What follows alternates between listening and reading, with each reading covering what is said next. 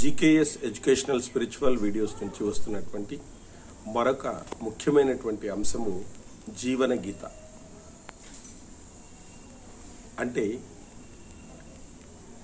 భగవంతుడే అవతార రూపాలుగా దిగివచ్చి మనకు అందించినటువంటి అనుగ్రహ ప్రసాదాలు పంచమహాగ్రంథాలు. శ్రీమద్ రామాయణము, మహాభారతము, భగవద్గీత, భాగవతము, యోగ వాసిష్టం. రామాయణాన్ని అనుసరిస్తే భగవంతుడు భక్తుడి వశమైపోతాడు. మరి భగవద్గీతను అనుసరిస్తే భక్తుడు విజయుడవుతాడు. భగవద్గీత కేవలం ఆధ్యాత్మిక గ్రంథం కాదు, మన జీవన గీత. మనం మార్చుకోవాల్సినటువంటి అనేకమైనటువంటి అంశాలు అందులో ఉన్నాయి. జీవితంలో ఎదురయ్యే అనేక సవాళ్లకు, కష్టాలకు, నష్టాలకు అది పరిష్కారం చూపుతుంది.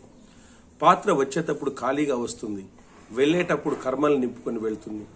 అలా కర్మలకు భగవంతుడు భగవద్గీత ద్వారా ఇచ్చినటువంటి పరిష్కారాలు మనుషులు ఎవరూ కూడా ఇవ్వలేరు.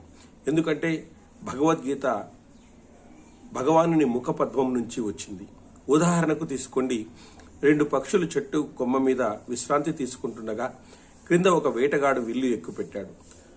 తప్పించుకొని పైకి ఎగురుదామంటే పైకొమ్మ మీద ఒక డేగ వీటి కోసం కాచుకుని ఉంది. చూడండి, చావు తప్పదనుకున్న పక్షి జంట దేవుని మీద భారం వేసి కళ్ళు మూసుకుని దైవనామస్మరణలో మునిగిపోయింది. సరిగ్గా ఆ వేటగాడు బాణంతో గురి చూసే సమయానికి అతని కాలికి పాము కాటేసింది. బాణం గురి తప్పి డేగకు తగిలింది. శరాఘాతంతో డేగ, పాము కాటుతో వేటగాడి ప్రాణాలు పైపైన కలిసిపోయాయి. పక్షులను కాపాడాల్సినటువంటి బాధ్యత భగవంతుడైంది. ఎప్పుడైతే మనం శరణాగతి చేస్తామో భగవంతుడు మనల్ని కాపాడుతాడు. ఈ విధంగా పక్షి జంటను ఆ విధంగా కాటు వేయకుండా వేటగాడు రక్షించడం అనేటువంటి జరిగింది. యుద్ధంలో సహాయం చేయమని అర్థించడానికి అర్జునుడు, దుర్యోధనుడు శ్రీకృష్ణుని దగ్గరికి వెళ్తారు. 10,000 మంది యోధులు ఒకవైపు, నేనొక్కడనే ఒకవైపు ఉంటాను, కోరుకోండి అన్నాడు శ్రీకృష్ణ పరమాత్ముడు. నువ్వు ఒక్కడివో ఉంటే ఏం లేకపోతే ఎంత, 10,000 మంది యోధులు ఉంటే నా చెంత నాకు యుద్ధంలో విజయం లభిస్తుంది అని చెప్పేసి అహంకారంతో దుర్యోధనుడు 10,000 మంది యోధులను కోరుకున్నాడు. నువ్వే ఉంటే వారెంత అన్నాడు దైవబలం ఎరిగినటువంటి అర్జునుడు. కృష్ణుణ్ణి కోరుకున్నాడు. ఏమి జరిగిందో తెలుసు. భగవంతుణ్ణి శరణాగతి కోరితే అంతా ఆయనే చూసుకుంటాడని నిరూపితమైంది భగవద్గీత. శ్రీకృష్ణ పరమాత్మ బోధించిన భగవద్గీత అర్జునునికి మాత్రమే కాదు, అందరికీ వర్తిస్తుంది. కాబట్టి నీ ధర్మం నువ్వు నిర్వర్తించు, ఫలితం నాకు వదిలేయి అంటాడు శ్రీకృష్ణ భగవానుడు. ఆ కర్మాన్ని యోగముతో చెయ్యి, నైపుణ్యముతో చెయ్యి అని చెప్పడం జరుగుతుందన్నమాట. పాపభారం తగ్గించాలి, యుద్ధం అనివార్యం అని శ్రీకృష్ణుడు అన్నప్పుడు అది నిజమే అయినా ఎదురుగా ఉన్నవి బంధాలు, యుద్ధము చేయలేనంటాడు అర్జునుడు. నువ్వెవరు చేయడానికి, చేసేది చేయించేది అంతా నేనే అంటాడు శ్రీకృష్ణ భగవానుడు.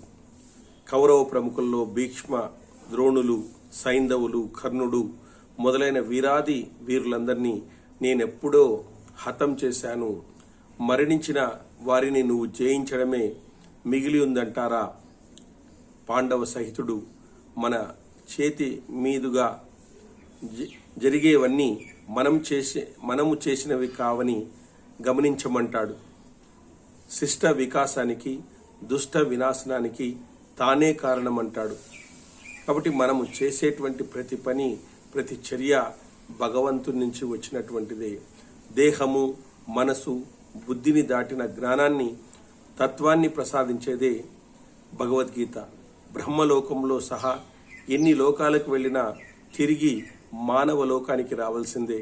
కానీ నన్ను చేరిన వారికి మాత్రము మోక్షమే అంటాడు శ్రీకృష్ణ పరమాత్ముడు. గీత ద్వారా ఇంతకన్నా జీవునికి కావలసిందేముంది? కాబట్టి గీతను చదవండి, రాతను మార్చుకోండి. ఇంటింటా గీతా జ్యోతులను వెలిగించండి. గీతా జ్యోతులై ప్రకాశించండి అని భగవద్గీత మనకు తెలియజేస్తుంది. కాబట్టి ఇట్లాంటి అద్భుతమైనటువంటి భగవద్గీతను పిల్లలకు, భవిష్యత్ తరాలకు మనం నేర్పించడం వల్ల వాళ్ళు గొప్ప భక్తులుగా, గొప్ప వీరులుగా, గొప్ప నాయకులుగా వాళ్ళు తయారవుతారు. కాబట్టి అందరూ కూడా గీత పారాయణము చేయండి, గీతలో ఉండేటువంటి విషయాలను చర్చించండి, గీత గురించి ప్రచారం చేయండి అని చెప్పేసి మన హిందూ ధర్మాలు చెబుతున్నాయన్నమాట.